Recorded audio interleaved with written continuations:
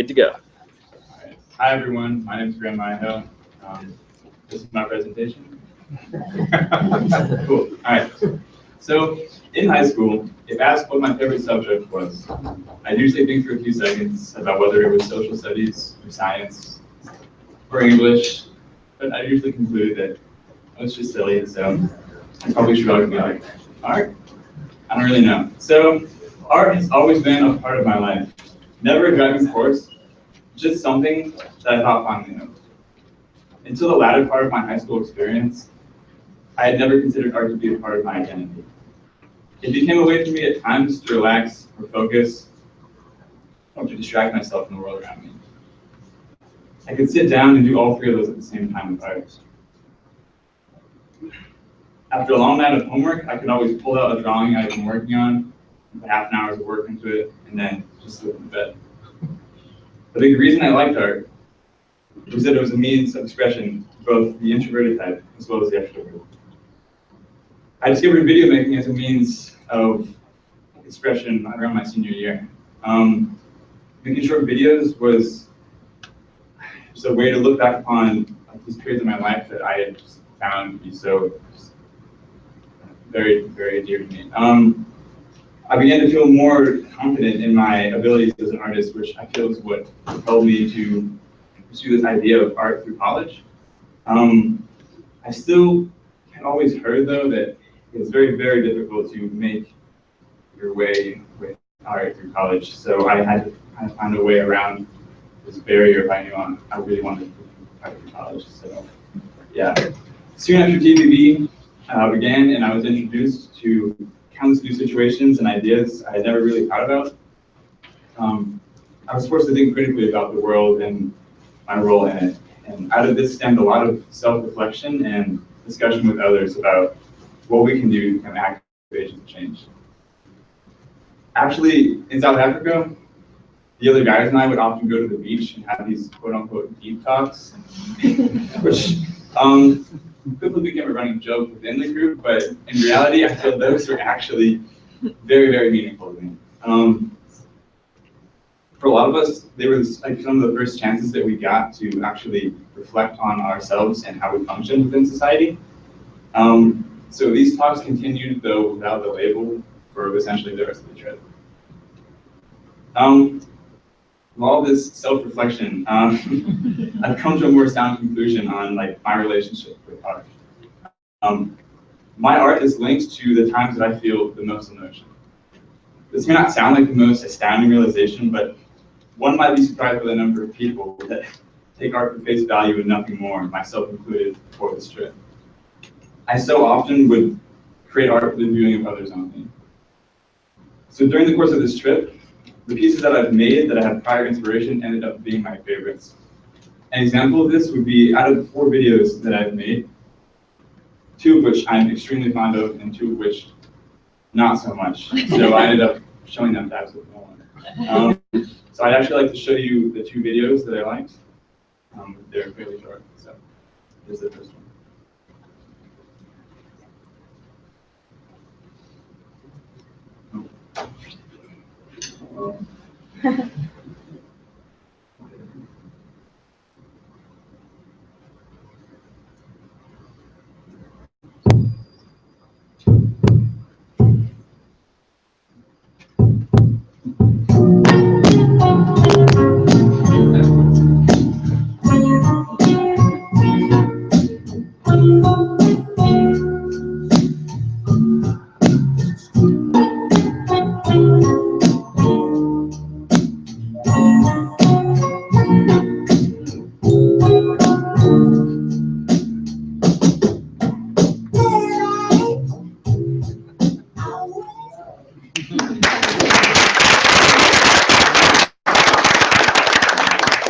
Thank you. I just showed you, I made in India around the holidays. At a time that I feel a lot of the group is going through this period of extreme homesickness due to, I know it's like, wanting to be home, it's Christmas, or any other holiday we celebrate. We're missing out on that. So probably one of our first times not being home. So I ended up hearing the song Redbone by Childish Gambino, which I turned into this happy, feel-good song that really helped like pull me through some of my downs. I feel the end product derived from the gratefulness I had to be spending this rough time with like two of my really good friends who would be Matt Morris and Ben Hickman. Yeah, the other video I created because the other video I made during our period of independent student travel in Ecuador.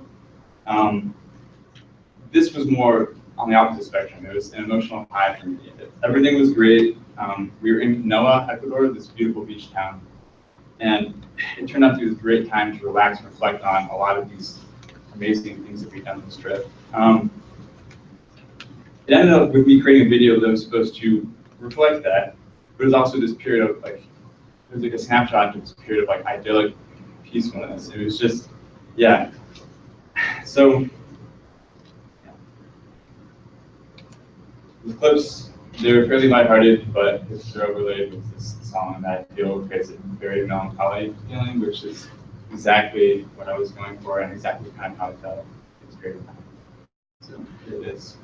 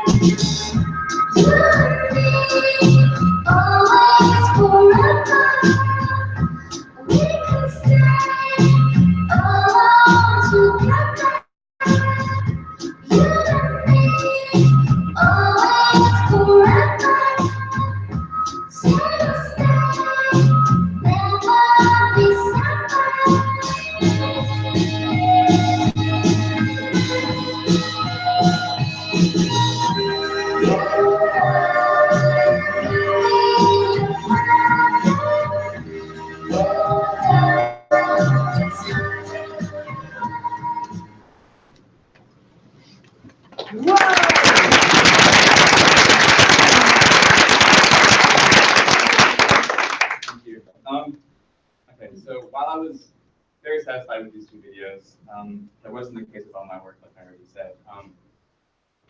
When I tried to make art just to make art, it never turned out as well. This led me to think that art may just be a hobby instead of something to pursue later in life. I couldn't always have this drive. But in addition to this discovery, I realized on a different note that I wanted to do something within the realm of social work. In this trip, everything that's taught me has kind of led to this conclusion. But it didn't occur to me really until recently that I could combine these two media, social work and some kind of artistic expression to create this awesome anything really. So to me, these two fields aren't exactly the easiest to line up. But one day in Riobamba, Ecuador, in a conversation I was having with my program leader, Chris, he brought up the idea of social documentaries. So, yeah, this was something I had never really considered, but once I heard the term, it seemed like this really ideal way to pursue this. So, it was perfect because social documentaries combined, well, they serve the purpose of giving a voice to someone who might not have the opportunity to do so.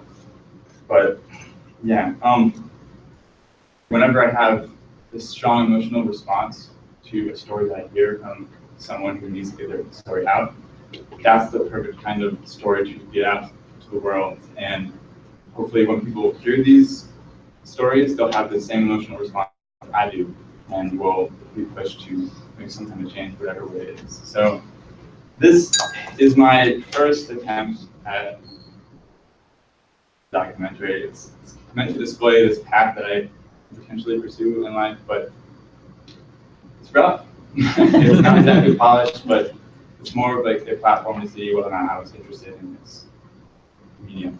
So yeah, here it is.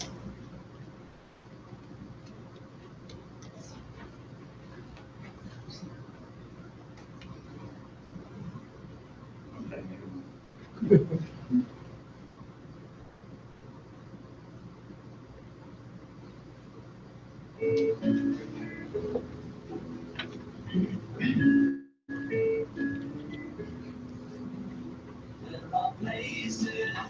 Bolduc. Non, le nom de famille de ta mère. Ma mère, Bernard. Bernard. Il est mort. Elle est morte. Ah, elle est décédée en 1975. Il y a combien des ans, donc? 38 ans. 38 ans. Oh my God, look, are you engaged? Name is Christopher F. Bullock. The middle name is just F. It's not a mistake. I would say that my father's passing about 3.5 years ago was a defining moment in my life. And not just the day that he died, but just in terms of the illness that he suffered and all that went into managing that illness. Can you tell me more about your father's illnesses? Yes, so my father ultimately died from a heart attack about 3.5 years ago. But he was ill for a very long time. But he was a self-employed sheetrocker, taper, and painter. He ended up starting his own business, but as a result of his employment status as being self-employed, he was responsible for finding his own insurance. And due to the high cost of insurance, he wasn't able to receive any type of insurance. He was able to get the diagnosis of type 2 diabetes, and through some alternative programs, he did receive some intermittent access to medication, but he wasn't able to visit an endocrinologist regularly to manage his diabetes. That we weren't particularly aware of until freshman year of college in 2004. My father was complaining of a cough and of breathing issues, particularly when he was sleeping. He went to a free clinic in New Haven and was told by the doctor that he had pneumonia, given a round of antibiotics and sent home. A few days thereafter, he was rushed to the emergency room, where the doctors found out that it was much more than pneumonia, and that's when he had the diagnosis of renal failure and congestive heart failure. It was so grave that the doctors essentially said to us that you should say your goodbyes, he most likely won't. My father at the time was in his late 50s. He did miraculously recover. He was in the hospital for a period of about 3 to 4 months, where he incurred a debt of about, I think it was upwards of $400,000 to $400,000 for his stay in the hospital. And because he didn't have insurance, in theory, my parents were responsible for paying the debts. He started to decline, I would say, a few years back. And it was something the doctor said, like, listen, his kidney function is very, very low. His congestive heart failure condition isn't going to get necessarily better. They were pretty much saying, like, your father's a ticking time bomb.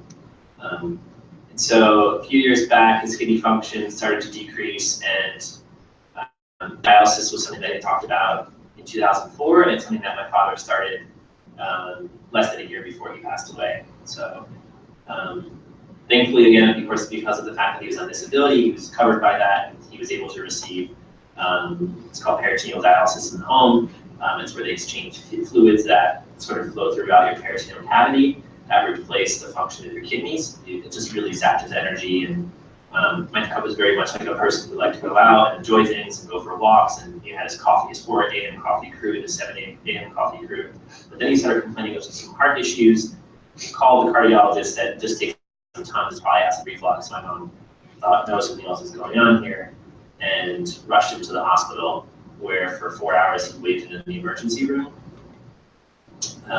And the cardiologist came down and saw him in the emergency room and knows my dad's history quite well. And was like, what are you doing here? And he's like, I have heart issues. And he's like, how long have you been waiting in this room? He said, 4 hours. He said, you should not be here. Like, we need to go to the cath lab right away. On the way to the cath lab, my dad coded. They said at least, I don't know, he said I lost count after like 20 times. That's how many times he coded. And so from that, that was a Thursday.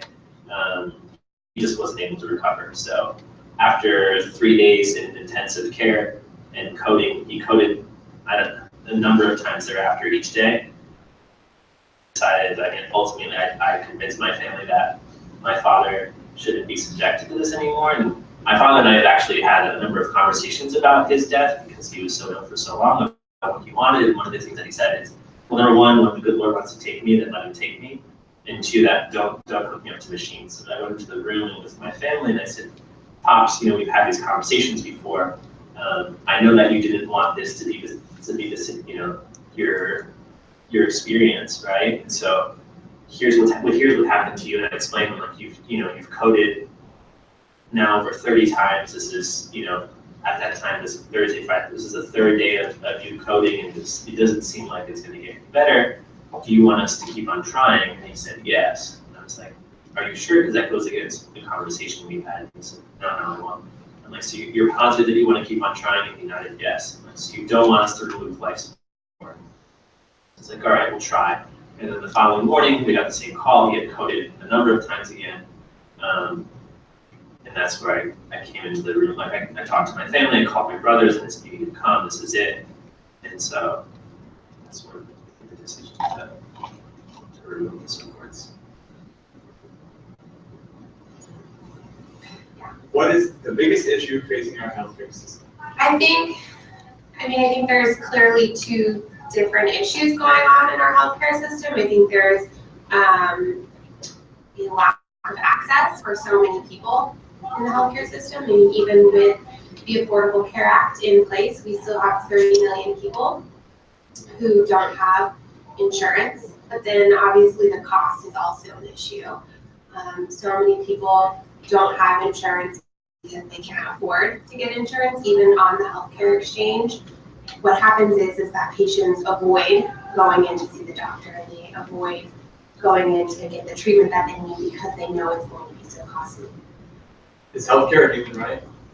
I definitely think healthcare is a human right. I think it is something that every society should look to make accessible for everyone in that society. I think it's not something that is a privilege that some people, if they have enough money or they have enough resources, should be able to receive the healthcare that they need, while others, because of their circumstances, are denied access to those same exact resources.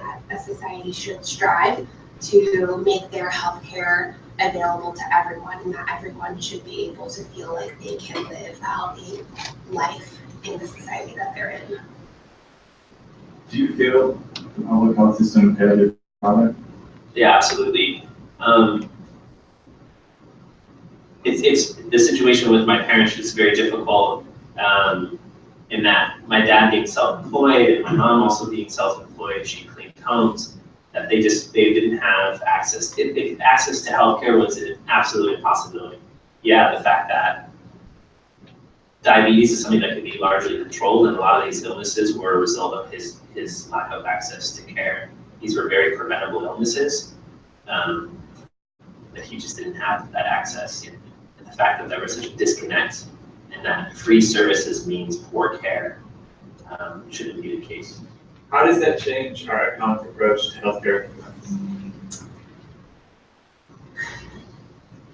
I think that right now what's going on is that we are talking a lot about this idea of a free market for our healthcare, and what we're thinking and hoping is that we will have competitive rates that will therefore allow people to have access to healthcare at an affordable cost. But we're clearly not seeing that in the US. What we're seeing instead is that there are a lot of monopolies on drugs and on procedures, and a lot of people don't have insurance, and so hospitals are then taking on those costs when they're treating people in the ER, and the cost is going up and up for everyone, for all consumers that use that healthcare. So I think what one of our first approaches should be, when we're really looking at the healthcare system today, is saying, like, do we really want to be set up in this way that people can profit so much off of other people's health, or when other people are sick, when so many people are clearly suffering in the US and not getting the care that they need? For some reason, politics and being a politician, they're afforded the right to decide what rights are ascribed to people or not ascribed to people. And that's very unfortunate, because clearly in the situation of my father, and it's not obviously just my father, but a lot of people, that the fact that it's not considered a human right essentially is saying to that person that they are less valuable than other people, that your wealth, right, the amount of money that you earn dictates then the rights that are ascribed to you. The fact that my father was a working class man, right? He worked very, very hard throughout his life. The fact that he was told essentially that you do not have this right because you do not make enough money is inhumane. And it's something I like carry a lot of resentment and anger towards that I don't have a father anymore, largely because health care for a number of people is considered to be a privilege. And I don't think that it's a privilege to live a healthy life. I think that's an absolute right.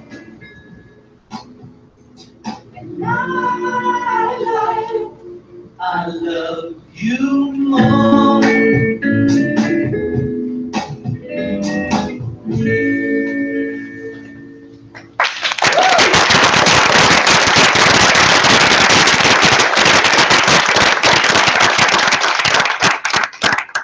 you. Yeah, so that's the majority of my presentation. The conclusion here is that TVB has helped me grow and gain perspective into these new things that has led me to pursue. I'm not exactly sure what realm of social work or what realm of art, but this is like a way I can culminate these two ideas together to hopefully have a direction in my life. So, thank you. Yeah. That's it.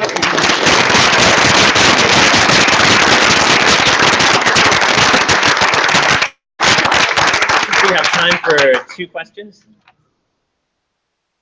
So you've come back to this country, which is the only Western country that doesn't provide health care for everyone. And I wonder, now that you've been gone for so many months and back in this strange new political world we're in, what are your thoughts about how that might change you? Well, I mean, it's definitely a difficult task. Like this is also my answer here is not comprehensive. This is like my first kind of attempt at learning about this. But I think it's very difficult because there's so many countries that do have universal health care, or free health care about all people, and there's so many flaws with the system, like the fact that I think Ireland, they still have this free public health system, but an issue there is that it's not fast. Like it's not like you can tackle the whole thing, which is implementing this idea of public health that's free for everyone, or insurance. What was your question again? Well, you've spent some time working on this, and we're somewhere like 37th in the world in terms of actually providing healthcare, just a little behind Nicaragua. We're all scratching our heads wondering how we can fix this country to provide care for everyone. And, I'm asking you an impossible question, obviously. I just wondered what your thoughts are. Yeah, it's something I would hope to learn more about. I can give you a surefire answer to that.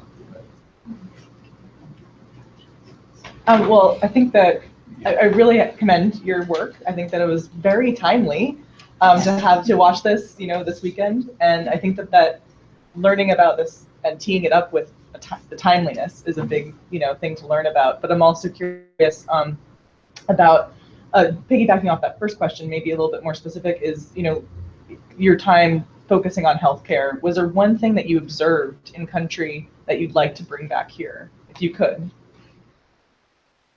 So in South Africa, thinking about that. I guess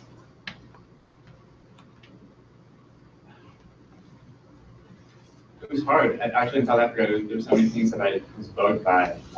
How slow it was, how like it was completely understaffed.